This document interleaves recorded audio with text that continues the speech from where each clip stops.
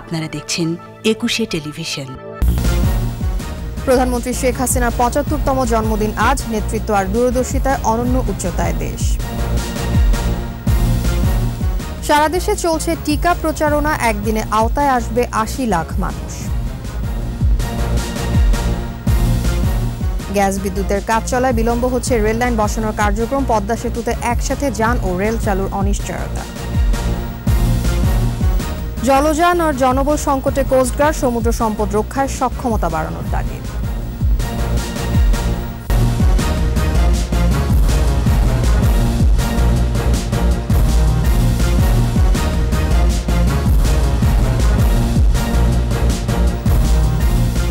শুনছিলেন first security ইসলামী bank limited সংবাদ শিরোনাম। আমন্ত্রণ জানাচ্ছি দুপুর ২টার ২১ সংবাদে। আপনাদের সাথে থাকছে আমি তাসনিমা ফিফা। দর্শক, একুশে টেলিভিশনের সংবাদ একই সাথে সরাসরি দেখতে পাবেন আমাদের ফেসবুক পেজ www.facebook.com/ekushe24 অনলাইনে। জীবন মানেই যেন বহু নির্বাচনী পরীক্ষা। সেই পরীক্ষার বাঁকে বাঁকে উত্তীর্ণ প্রধানমন্ত্রী শেখ হাসিনা। বাংলাদেশের সুবর্ণ জয়ন্তীতে ৪বারের প্রধানমন্ত্রী পা রাখলেন ৭৫-এ। শুভ জন্মদিন শেখ হাসিনা। সার্বজনীন শেখ হাসিনার বিশ্বজয়ের গল্প শোনাচ্ছেন আকবর হোসেন সুমন। মধুমতির দুপাড়ে সেদিন ছিল কাশফুলের সমারোহ। সাদা মেঘের ভেলায় চড়ে গোপালগঞ্জের টুঙ্গিপাড়ায় এলেন এক কিংবদন্তি। দিনটি ১৯৪৭ সালের ২৮শে সেপ্টেম্বর। জাতির পিতা শেখ মুজিবুর রহমান ও ফজিলাতুন্নেসা মুজিবের বড় মেয়ে তিনি। শৈশবের দুরন্ত সময় পেরিয়ে ভর্তি হন আজিমপুর গার্লস স্কুলে, অতঃপর ইডেন কলেজ। ঢাকা বিশ্ববিদ্যালয়ের সবুজ চত্বর কাঁপালেন মাস্টার্সে ভর্তি হয়ে। পিতার অনুকরণে নেতৃত্বের ভিত হয় শক্ত, দেশপ্রেম যার ততোধিক শক্তিশালী। পাকিস্তানি শোষকের বিরুদ্ধে দুর্বার মিছিল আর লাগাতার আন্দোলনে সরব ছিলেন তিনি। কলেজ শাখা সংসদের ভিপি শেখ হাসিনার নেতৃত্ব ছিল যার পর্নাই বলিষ্ঠ। যুদ্ধ শেষে আসে স্বাধীনতা, কিন্তু মুক্তির স্বাদ দীর্ঘস্থায়ী হয়নি। ৭৫-এর ১৫ই আগস্ট বঙ্গবন্ধুকে সপরিবারে হত্যা করে চিহ্নিত ঘাতকেরা। পুরো দেশ ডুবে যায় অন্ধকারে। বিদেশে অবস্থান করায় বেঁচে যান শেখ হাসিনা। যে বঙ্গবন্ধু আমাদের অবিসংবাদিত নেতা, সেই বঙ্গবন্ধুকে যেন চিরতরে এই বাংলাদেশের মাটি থেকে তার শেষ বিন্দুটুকু যেন নিশ্চিহ্ন হয়ে যায়, সেই ব্যবস্থাই কিন্তু সেদিন হয়েছিল। কিন্তু তাদের দুর্ভাগ্য এবং আমাদের সৌভাগ্য যে দুজন বেঁচে গিয়েছিলেন, শেখ হাসিনা, শেখ রেহানা। দেশের আপামর বাঙালিকে পরিবারের সদস্য গণ্য করে ১৯৮১ সালের ১৭ই মে দেশে ফেরেন বঙ্গবন্ধু কন্যা। নতুন করে ঘুরে দাঁড়ায় বাংলাদেশ। গণতন্ত্রের মানুষ কন্যা শেখ হাসিনাতে ভরসা পায় মানুষ। রাজনীতির কাঁটা বিছানো পথ উতরে রাষ্ট্রনেতা শেখ হাসিনা আজ বিশ্ব নেতাদের কাছেও বিশ্বজনীন। টানা যে তৃতীয় মেয়াদ আছেন, সেখানে একটা স্টেবিলিটি, এবং যখন একটা স্টেবিলিটি থাকে তখন শান্তি থাকে, তখন যে কিছু কাজ এগিয়ে নেওয়া যায়, এবং সেখানটায় তিনি সফল সেই দিক দিয়ে এক। তারপর যখন হয়েছে, আমরা আমাদের যতগুলো আর্থসামাজিক সূচকগুলো যদি দেখি, যেই সূচকে একটা মানুষ ভালো আছে না মন্দ আছে, একটা দেশ ঠিক আছে না বেঠিকে চলছে, সেই সূচকগুলো যদি দেখি, সবগুলোতেই আমরা এগিয়ে আছি। এ যেন ভিনি ভিডি ভিসি, অর্থাৎ আসলেন, দেখলেন এবং জয় করলেন। তাই ৪বারের প্রধানমন্ত্রী শেখ হাসিনাতে মুগ্ধ দেশ। বন্দি গণতন্ত্রের খাঁচা ভেঙে মুক্তির স্নিগ্ধতা ছড়িয়ে দিয়েছেন তার প্রতিদিনের কাজে। জয়তী শেখ হাসিনা, জন্মদিনে শুভকামনা। সেই জন্মদিনে আমি তাকে শুভেচ্ছা জানাচ্ছি, অনেক অনেক শুভেচ্ছা জানাচ্ছি। আকবর হোসেন সুমন, একুশে টেলিভিশন, ঢাকা। প্রধানমন্ত্রী শেখ হাসিনার জন্মদিন উপলক্ষে রাজধানী সহ সারা দেশে চলছে টিকা ক্যাম্পেইন। নিবন্ধন করেছেন, কিন্তু SMS এর জন্য অপেক্ষায় থাকা ব্যক্তিরা অগ্রাধিকার ভিত্তিতে টিকা নিচ্ছেন। দেরিতে হলেও টিকা পাওয়ায় স্বস্তির কথা জানালেন ভ্যাকসিন গ্রহীতারা। সিটি কর্পোরেশনের প্রতি ওয়ার্ডে ৫০০ টিকা দেওয়া হয়েছে। জাতীয় পরিচয়পত্র এবং ভ্যাকসিন কার্ডের তথ্য যাচাই করে সুশৃঙ্খলভাবে দেওয়া হচ্ছে। একদিনেই ৮০ লাখ মানুষের টিকার আওতায় আনার লক্ষ্যে চলবে আজকের ভ্যাকসিনেশন।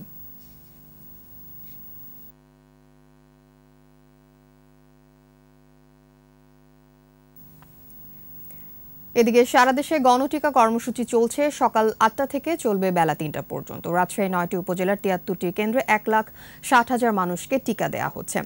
অগ্রাধিকার ভিত্তিতে 50 ঊর্ধ্ব বয়স্করা ও শারীরিক প্রতিবন্ধীদের টিকা প্রদান করা হবে। সিলেটেও 27টি ওয়ার্ডের 81টি কেন্দ্রে করোনা ভাইরাসের গণটিকা কার্যক্রম শুরু হয়েছে। এই কার্যক্রমের আওতায় বরিশাল নগরী সহ জেলার 10টি উপজেলা 1,80,000 জনকে প্রথম ডোজ টিকা দেওয়া হচ্ছে। গাজীপুরে দেওয়া হচ্ছে 1,13,000 টিকা। রংপুর সিটি কর্পোরেশনের 33টি ওয়ার্ড ও 83টি ইউনিয়নে একযোগে টিকা দেওয়া হচ্ছে। মানিকগঞ্জে 1,04,400 জনকে টিকা দেওয়া হচ্ছে। প্রতি কেন্দ্রে 2 জন টিকাদান প্রশিক্ষিত কর্মী সহ 3 জন করে স্বেচ্ছাসেবক কাজ করছেন।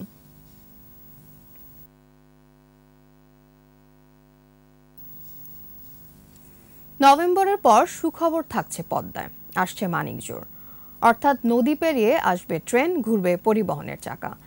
কাজের বৈপরীত্যে আসতে পারে বিকল্প সিদ্ধান্ত। পদ্মায় স্বপ্ন বাস্তবায়নের বাকি গল্পটা শুনুন মোহাম্মদ নুরুন্নবীর কাছ থেকে।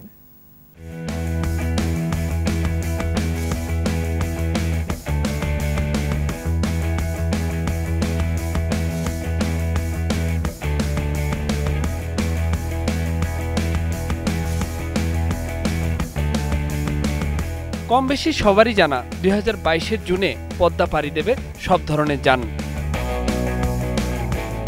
চলছে বহুমুখী সেবার লাইন বসানোর কাজ।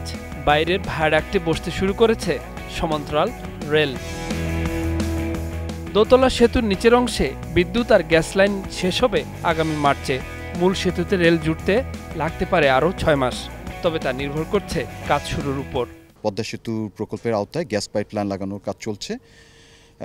এটার কাজে যাতে আমরা একই সাথে যাতে করতে পারি সে ব্যাপারে আমাদের সমন্বয় সভা হয়েছে। সেটা আমরা একটু প্রক্রিয়াধীন রয়েছে, যেটা আমরা একই সাথে করতে পারবো কিনা। যদি এটা নভেম্বরে এই ব্যাপারে একটা সিদ্ধান্ত হবে, যদি সম্ভব হয় তখন হয়তো আমরা ট্র্যাকের কাজটা, পদ্মা সেতুর উপর ট্র্যাকের কাজটা ধরতে পারবো। সড়কের কাজ প্রায় শেষ। অভিমত আছে রেলের কাজ দেরি হলে পারাপারের জন্য যেন খুলে দেওয়া হয় পদ্মা সেতু। তাতে অনায়াসে চলতে পারবে সব ধরনের যান। এতে রেল বসানোর গুণগত মান ক্ষুণ্ণ হতে পারে। এ সমস্যা নিরসনে বিকল্প উপায়ও খুঁজছে প্রকৌশলীরা। দু একটা ক্রিটিক্যাল পার্ট আছে, ওটা যদি আমরা শেষ করে আনতে পারি তাহলে আমাদের জানুয়ারি থেকে আমরা ইনশাল্লাহ ওইটা কাজটা ধরতে পারবো। রেল, গ্যাস এবং অন্যান্য যে ইউটিলিটি আছে সবকিছু একই সাথে কাজগুলা সম্পূর্ণ এটা হবে। সড়কের পাশাপাশি একই দিনে নিরবচ্ছিন্ন ট্রেন না চললে মাওয়া থেকে ভাঙ্গার পরিবর্তে ঢাকা হতে ভাঙ্গা পর্যন্ত রেলে চড়বে মানুষ। মোহাম্মদ নুরুন্নবী, 21 টেলিভিশন, জাজিরা, শরীয়তপুর। বিস্তীর্ণ সমুদ্র, জলযান আর জনবল খুবই কম। দুর্যোগ দুঃসময়ে এ নিয়ে সাগর উপকূলে নিরাপত্তা দিচ্ছে কোস্টগার্ড। চট্টগ্রাম ঘুরে এসে আরও জানাচ্ছেন আহমদ বাবু, ছবি তুলেছেন আব্দুর রাজ্জাক।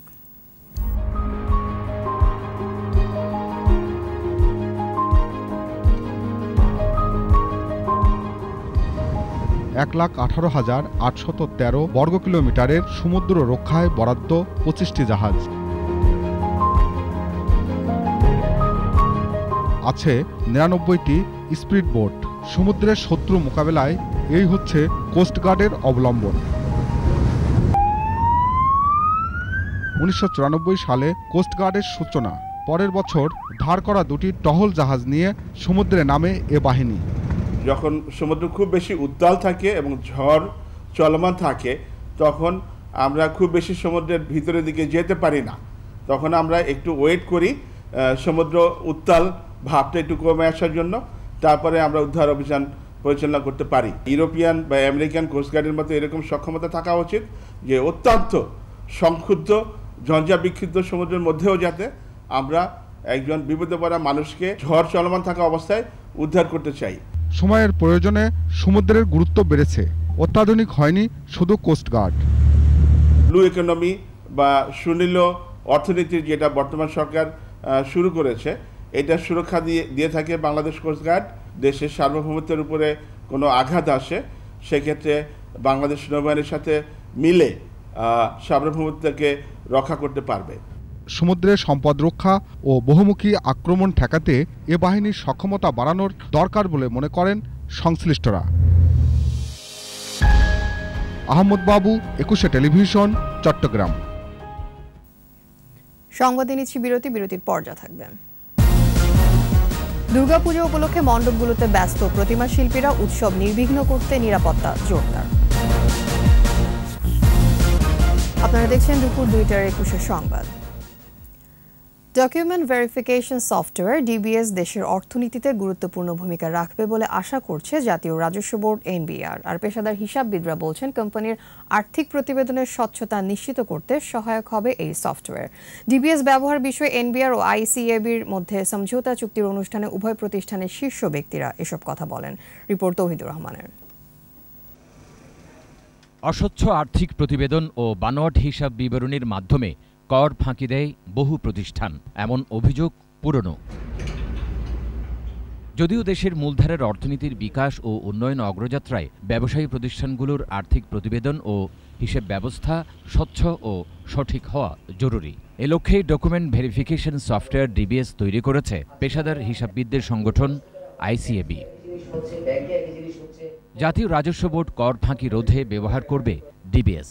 এনবিআর ও আইসিএবির মধ্যে এই সংক্রান্ত একটি সমঝোতা চুক্তি হয়েছে।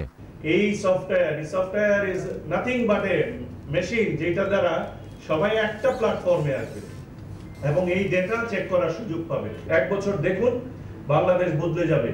এই ডিবিএস এর মাধ্যমে রাজস্ব আহরণ অনেক গুণে বৃদ্ধি পাবে।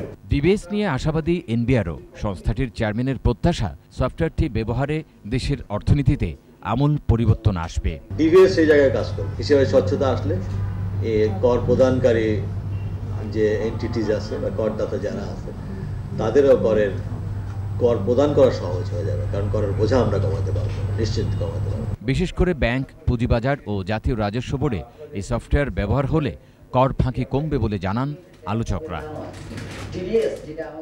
তৌহিদুর রহমান, 21 টেলিভিশন, ঢাকা।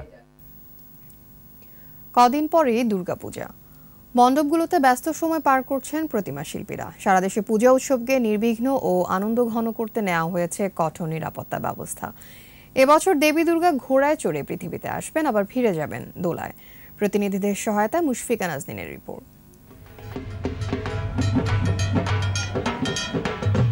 প্রকৃতিতে কাশফুল আর সাদা মেঘের ভেলা জানান দিচ্ছে দেবী দুর্গার আগমনী বার্তা। ঢাকের বাজনা, উলুধ্বনি আর আরতিতে মুখরিত হবে মণ্ডপগুলো। চুয়াডাঙ্গা জেলায় এবার পূজা মণ্ডপগুলোতে প্রতিমা তৈরির কাজ প্রায় শেষ। এবার 117টি মণ্ডপে পূজা অনুষ্ঠিত হবে। রং করব বা গয়নাগাটি সাজগোজা লাগানোর দরকার লাগে। সময় ঘুরে এসে খুব তাড়াতাড়ি দিন 24 ঘন্টা কাজকাম করতে হচ্ছে। এবছরও নির্ভয়ে আমরা এই উৎসব আনন্দঘনভাবে পালিত করতে পারবো। জেলা জুড়ে নেওয়া হয়েছে কঠোর নিরাপত্তা ব্যবস্থা। আশা করি 117টা পূজা মণ্ডপে আমরা আইন শৃঙ্খলা পরিস্থিতি স্বাভাবিক রাখতে সক্ষম হব। গাইবান্ধায় 650 পূজা মণ্ডপে এবার অনুষ্ঠিত হবে শারদীয় দুর্গোৎসব। স্বাস্থ্যবিধি মেনে আয়োজন চলছে মণ্ডপগুলোতে। সাঘাটা, ফুলছড়ি, গোবিন্দগঞ্জ, সাদুল্লাপুর, সুন্দরগঞ্জ, পলাশবাড়ি ও গাইবান্ধা সদর সহ 7 উপজেলার বিভিন্ন স্থানে চলছে প্রতিমা তৈরির কাজ। মহামারী থেকে মঙ্গল কামনায় পূজা অনুষ্ঠিত হবে মণ্ডপে মণ্ডপে। গতবারের তুলনায় এবার একটু কাজের চাপ বেশি। 647টা পূজা মণ্ডপের তালিকা পেয়েছি, যাতে সবাই মঙ্গল হয়, শান্তি হয়, আমাদের জন্য স্বাভাবিক অবস্থা ফিরে আসে। গোপালগঞ্জে করোনার কঠিন সময়েও শরতের বাতাসে ভেসে চলছে দুর্গার আগমনী সুর। শিল্পীরা রাত দিন পরিশ্রম করে প্রতিমা তৈরি করছেন। রঙের কাজ শেষ হলেই নির্দিষ্ট সময় শুরু হবে পূজা। 9টা ঠাকুর হয়েছে, এর মূল্য যা মোটামুটি কথা সেভাবে আমরা সেই মূল্যটা পাচ্ছি না। প্রতিমা তৈরি করতেছে, ঘরের কাজ শেষ হয়েছে, কিছুদিন 15 দিন পরে রঙের কাজ শুরু করব। জেলায় সকল ধর্ম বর্ণের সহযোগিতায় স্বাস্থ্যবিধি মেনে দুর্গোৎসব পালন করা হবে বলে জানান আয়োজকরা। শান্তিপূর্ণভাবে যাতে এই পূজাটা উঠাইতে পারি, কোনো ধরনের নাশকতা, কোনো ধরনের অপ্রীতিকর ঘটনা যাতে না ঘটে, সেদিকে আমরা লক্ষ্য রাখবো। গোপালগঞ্জে এই বছর 1228টি মণ্ডপে পূজা অনুষ্ঠিত হবে। মুশফিকা নাজনীন, 21 টেলিভিশন। আমাদের বিশেষ আয়োজন আমার বাংলা।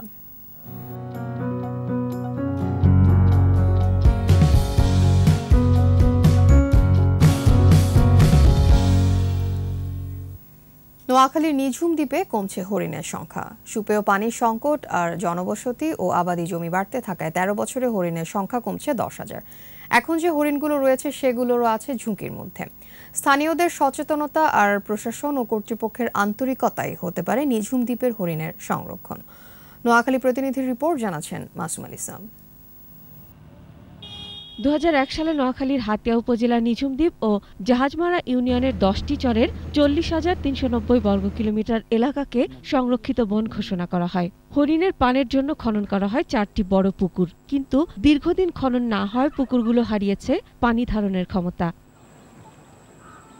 নিঝুম দ্বীপের নেই বেড়িবাঁধ। স্বাভাবিকের চেয়ে বেশি উচ্চতায় জোয়ার হলে লোনা জল প্রবেশ করে। 2008 সালে এখানে হরিণ ছিল 15,000, এখন আছে 5,000। যে জোয়ারগুলা উঠে, জোয়ারের কারণে কিছু নষ্ট হয়ে যায়, কিছু মরে যায়। পানি অতি কড়া এবং তিতা বিষের মতো পানি। এই পানি খাওয়ার পরে বয়সগুলো অনেক নষ্ট হয়েছে, তবে হরিণ সবচেয়ে বেশি নষ্ট হয়েছে। প্রাকৃতিক দুর্যোগ, খাদ্যের অভাব সহ নানা কারণে এই সংখ্যা কমছে। হরিণ রক্ষায় বনে মাটির কিল্লা, বেড়িবাঁধ নির্মাণ সহ সুপেয় পানির ব্যবস্থা জরুরি বলছে স্থানীয়রা। উঁচু কোনো জায়গা না থাকার কারণে হরিণগুলো দুর্বিষহ জীবনযাপন করতেছে। শিয়াল তো 12 মাসে হরিণ নষ্ট করে। শিয়াল নিধনটা আমাদের নিঝুম দ্বীপে খুবই জরুরি হয়ে পড়েছে। বিশেষজ্ঞরা বলছেন, জীববৈচিত্র্য রক্ষায় এই দ্বীপে হরিণের বংশবৃদ্ধিতে দ্রুত পদক্ষেপ নেওয়া প্রয়োজন। হরিণ বা যে কোনো প্রাণী, স্থলচর প্রাণীকে স্বাদু পানি পান করতে হয়। সুতরাং এই অঞ্চলে যদি স্বাদু পানি না থাকে, কারণ ওখানে কোনো নদী নেই, সুতরাং এখানে জলাশয়ের ব্যবস্থা থাকতে হবে। কৃত্রিমভাবে যেহেতু আমরা হরিণ অবমুক্ত করেছি, সেখানে কৃত্রিমভাবেই তাদের পানীয় জলের ব্যবস্থা। আর বন বিভাগ বলছে, ইতোমধ্যে হরিণের জন্য সুপেয় পানির প্রকল্প নেওয়া হয়েছে। মাটির কিল্লা নির্মাণ কাজও শুরু হয়েছে। বিগত সালে যেসব পুকুরগুলো আছে সেগুলো আমরা আবার পুনঃখনন করব। এছাড়াও হরিণের খাদ্য উপযোগী আমরা বাগান করছি। এই অর্থবছরে আমরা এই বাগানগুলো করব, তারা খাদ্য পাবে। হরিণের আশ্রয়স্থল হিসেবে আমরা মাটির ডিপি, উঁচু মাটির স্তর এবং কেল্লা তৈরি করছি। নিঝুম দ্বীপ জাতীয় উদ্যানের হরিণ রক্ষায় দ্রুত পদক্ষেপ নেবে কর্তৃপক্ষ, এই প্রত্যাশা নোয়াখালীবাসীর। মাসুম আল ইসলাম, একুশে টেলিভিশন। আবারও নিচ্ছি সংবাদ বিরতি, ফিরে এসে যা থাকবেন। তারল্য সংকটে আফগানিস্তান, দ্রব্যমূল্য লাগাম ছাড়া বিপাকে তালেবান সরকার। শেষ করছি দুপুর 2টার 21 সংবাদ। যাবার আগে ফার্স্ট সিকিউরিটি ইসলামী ব্যাংক লিমিটেড সংবাদ শিরোনামগুলো আরও একবার। প্রধানমন্ত্রী শেখ হাসিনার 75তম জন্মদিন আজ, নেতৃত্ব আর দূরদর্শিতায় অনন্য উচ্চতায় দেশ। সারা দেশে চলছে টিকা প্রচারণা, একদিনে আওতায় আসবে 80 লাখ মানুষ। গ্যাস বিদ্যুতের কাজ চলায় বিলম্ব হচ্ছে রেললাইন বসানোর কার্যক্রম, পদ্মা সেতুতে একসাথে যান ও রেল চালুর অনিশ্চয়তা। জলযান আর জনবল সংকটে কোস্টগার্ড, সমুদ্র সম্পদ রক্ষায় সক্ষমতা বাড়ানোর তাগিদ।